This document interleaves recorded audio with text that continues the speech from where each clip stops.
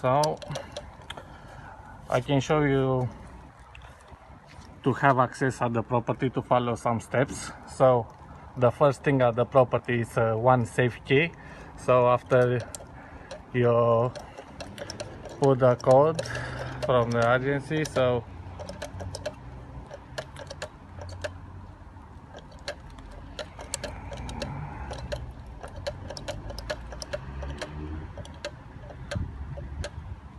you have here a black button. When you put it down, you can pull together and you have access for the keys. So you can take the keys, you can put in,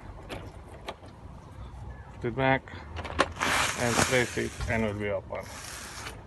When you try to lock, leave the handles, twist the key, put the key back on the safe keys, put it back, the code will be like this, and here is the cover. Thank you.